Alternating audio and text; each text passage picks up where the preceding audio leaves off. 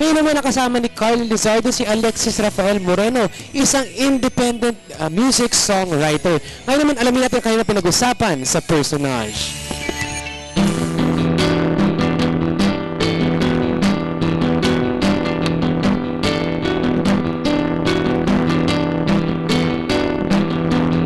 Sa buhay ng pagiging isang songwriter, isang hamon para sa kanila na maihatid ng tama at naintindihan ng mga tagapakinig ang mensaheng nais nilang ipagkaloob. Importante rin na makapagbigay sila ng aral at inspirasyon sa mga taong nakakasama nila, tulad ni Alexis Rafael Moreno na kinikilala bilang Kuya Kurt at isa sa pinakamahusay na songwriter. Kung meron akong gustong sabihin sa tao, mas magandang idaan ko sa awitin. Bata pa lang kayo ay mahilig na kayo sa music. Nasa pamilya niyo ba ang pagiging musikero? Yung mother ko, tinuturuan niya ako magpiano. Pero yung yung paisa-isang tipa lang, tinuturuan niya ako. And tinuturuan niya rin, mahilig siya sa mga magpatugtog ng yung mga plaka niya, yung mga vinyl. Yun yung nagsimula, kaya na-introduce ako sa music, yung mother ko. Meron akong banda ngayon, ito yung Siguada Experiment.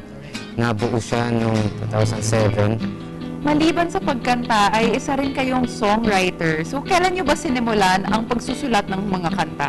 Nagsimula ako nung siguro elementary pa. Yung pagsulat ng kanta na yun, kasi mahilig rin ako makinig ng mga TVJ, yung school vocal, Tito Vicky. Yung mga letra nila, pinapalitan nila ng ibang liriko. Tapos, yung medyo nagiging comedy, nagkakaroon ng humor. Ganun yung ginagawa ko dati. Nung high school na, nagkaroon ng play, doon nagsimula akong mag-aral na maglapat, gumawa ng nota, mag-notate. Nung nag-college na ako, sumama ako sa choir na natuto na ako mag-gitara tsaka tumugtog ng piano. Yan, yung mga nasulat ko na poems, mga tula, nilapatan ko ng music, then doon na nagsimula. Lahat na ng makita ko, ginagawa ko ng kanta, nilalagyan ko ng music. Isa rin sa mga advokasya ninyo ay ang pagtulong sa independent artists. Ano ba yung mga tulong o suporta na nabibigay ninyo sa kanila? Meron kasi kaming samahan, yung Songwriters Philippines. Samahan yun ng mga songwriters na mga usually amateurs, tapos mga independent artists. Diyan kami sa Conspiracy Garden Cafe. Nag-gather kami every third Monday ng buwan. Then ang ginagawa lang namin is nag-share kami ng mga bagong songs namin. Then meron din syempre sa Indie Pinoy, yung mga gusto namang ma-market yung mga yung mga kanta nila, papasa lang nila sa amin.